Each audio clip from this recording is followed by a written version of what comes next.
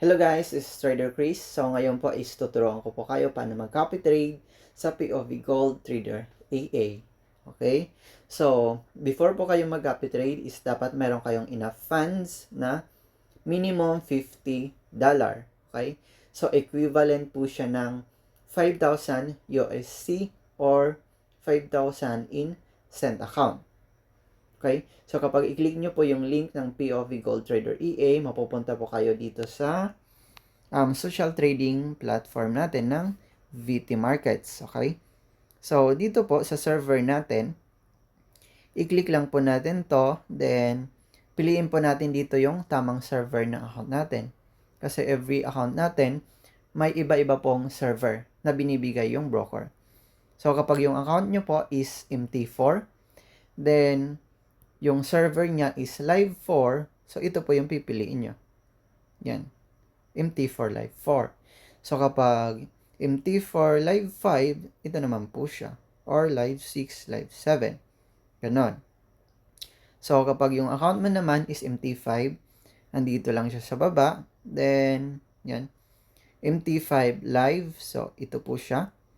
So, katulad sa akin, yung account ko is MT5 Live 3. So, ito naman yung pipiliin ko. MT5 Live 3. So, ngayon, i-click ko siya. Then, i-fill up nyo lang po dito yung trading account nyo at saka yung password ng account nyo. Okay? So, yung andito po is register. Okay?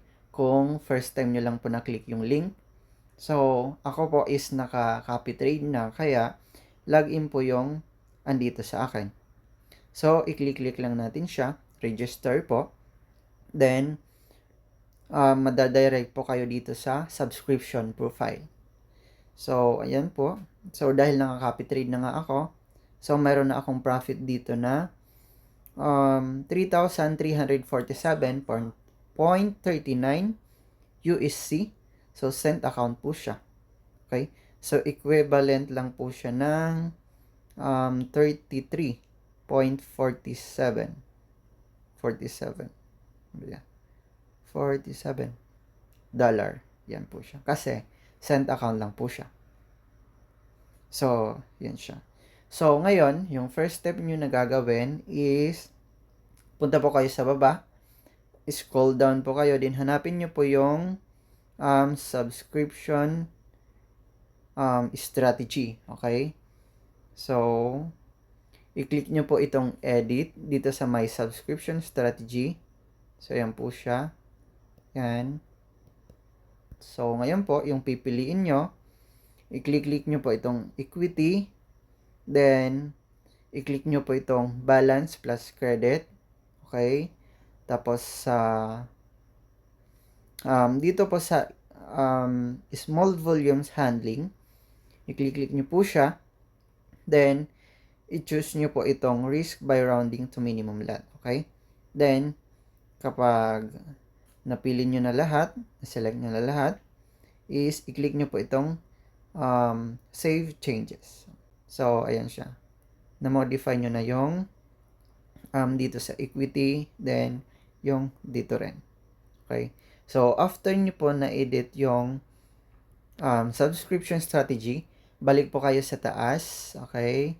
So, dito po sa action, ito po yung action, i-click nyo po yan. Then, may lalabas po dito na activate. So, dahil nga yung account ka is naka-copy trade na, yung andito po is suspend at saka unsubscribe. So, ngayon po, i-click nyo yung activate.